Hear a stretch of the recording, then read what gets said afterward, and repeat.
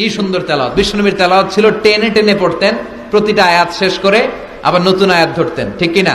আলহামদুলিল্লাহি রাব্বিল আলামিন আর রহমানির রহিম মালিকি ইয়াউমিদ্দিন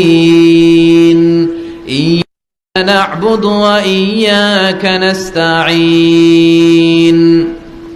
ইহদিনাস সিরাতাল মুস্তাকিম সিরাতাল লাযীনা আন'আমতা আলাইহিম গায়রিল মাগদুবি আলাইহিম ওয়ালাদ-দাল্লিন।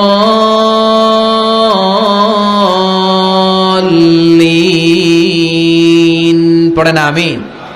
থেমে থেমে এক আয়াত শেষ আরেক আয়াত, ওই আয়াত শেষ তারপর আরেক আয়াত। বিশ্বনবী বলে রুব্বা কারিলিল কোরআন ওয়াল কোরআনু ইয়ালআনুহু, কোরআনের অনেক কারি আছে যে কারীদেরকে কোরআন রহমত না দিয়ে লানত দেয়।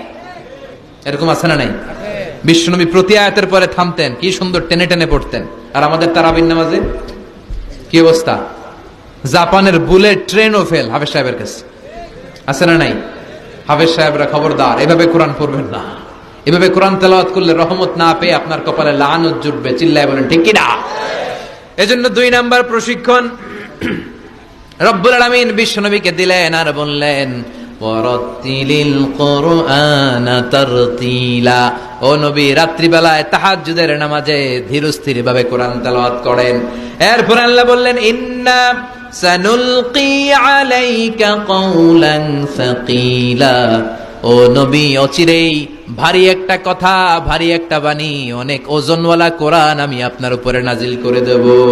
সুবহানাল্লাহ পড়ে। কওলান সাকিলা, it's a very heavy and weightful word.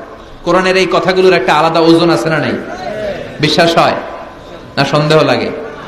বিশ্বনবীর কাছে যখন কোরআনের আয়াত নাজিল হতো, মা আয়েশা বর্ণনা করেন প্রচন্ড শীতের রাতে, কিসের রাতে? কথা শুনতেছেন? প্রচন্ড শীতের রাতে বিশ্বনবী ঘেমে ঘেমে একাকার হয়ে যেতেন। মাঘ মাসের শীত, মা আয়েশা বলে আমরা কম্বল গায়ে দিয়ে শুই, কিন্তু বিশ্বনবীর কাছে যখন কোরআন নাজিল হয় বিশ্বনবী ঘেমে ঘেমে একাকার হয়ে যেতেন। সুবহানাল্লাহ পড়ে।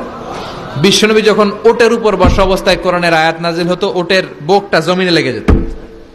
বিশ্বনবী ঘোড়ার উপরে বসা অবস্থায় যখন কোরআনের আয়াত নাজিল হতো, ঘোড়ার পা গুলো জমিনের ভিতরে গেড়ে যেত। বিশ্বনবী মাঝে মাঝে অনেক সাহাবাদের রানের মধ্যে মাথা রেখে শুয়ে পড়তেন। ওই অবস্থায় যখন কোরআনের আয়াত নাজিল হতো, সাহাবারা বলতো আমাদের হাড্ডিটা ফেটে টুকরা টুকরা হয়ে যাবে, এরকম মনে হতো। তার মানে কোরআনের আয়াতের একটা ভার আছে না নাই? এজন্য রাব্বুল আলামিন বলেন লাউ আনজালনা হাযাল কুরআনা আলা জাবালিন লারাআইতাহু খাশিআম মুতাসাদ্দিআম মিন খাশিয়াতিল্লাহ। ও নবী, কোরআনকে মানুষের উপর নাজিল না করে যদি পাহাড়ের উপর নাজিল করতাম, আপনি দেখতেন কোরআনের ভারে বড় বড় পাহাড়গুলো ভেঙে চুরে খান খান হয়ে যেত গো নবী। কোরআনকে যদি মাউন্ট এভারেস্টের উপর আল্লাহ নাজিল করতো, পাহাড়টা ভেঙে দুমড়ে মুচড়ে চূর্ণ বিচূর্ণ হয়ে